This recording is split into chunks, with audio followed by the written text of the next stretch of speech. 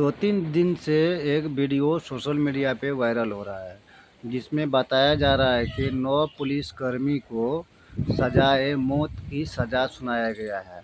अब इसके विस्तार से समझिए आखिर इसमें हुआ क्या था, जो 9 पुलिसकर्मी को मौत की सज़ा सुनाया गया है। इसमें क्या होगा, एक जगह है मदुरई में, तमिलनाडु में, सनाथकुलम, वहाँ की पुलिस प्रशासन ने कोविड-19 2020 के दौरान जयराजन नाम का एक व्यक्ति रहता है, जिसने मतलब कोविड-19 में कानून का उल्लंघन करते हुए अपनी दुकान को 30 मिनट के लिए खोला था। यानी कि मोबाइल की दुकान था, उसने 30 मिनट के लिए खोला था। उसके दौरान पुलिस प्रशासन आता है और उसको उठा कर के थाना ले जाता है। थाना ले जाने पर उसकी पिटाई काफ़ी की जाती है।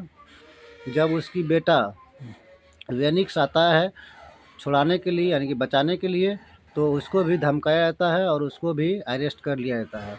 और दोनों बाप बेटा को इस तरह से बेरहमी से मारता है कि इतना मारते हैं कि दोनों को ब्लड काफ़ी निकलने लगता है। और उसके बाद जब पुलिस इस मामला को देखते हैं कि अब ये बचने वाले नहीं हैं, तो उसको क्या करते हैं, बगल के ही एक हॉस्पिटल में शिफ्ट करते हैं। और शिफ्ट करते हैं तो कुछ दिन के बाद, जिस दिन मारते हैं उसी दिन क्या होता है, जयराजन की मृत्यु हो जाती है और उसके अगले दिन उसके पुत्र की भी मृत्यु हो जाती है। जिस दौरान पुलिस मार रहे थे उस दौरान उसकी पत्नी भी वहीं देख रही थी। उसका पुत्र को पकड़ के मारा और उसके पति को मारा।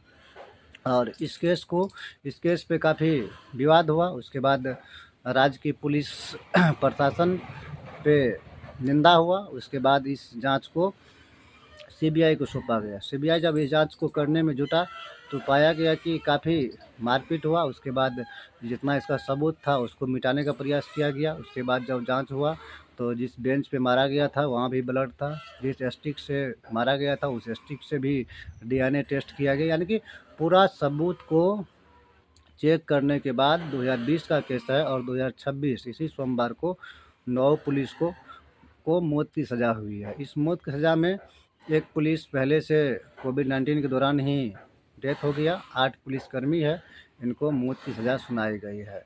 इसलिए कहते हैं कानून से बढ़ कर के कोई नहीं है। इसलिए अगर आप पुलिस में हैं या पुलिस प्रशासन में हैं तो आप भी अपने धर्म का मान रखिए और अपने ईमानदारी रखिए।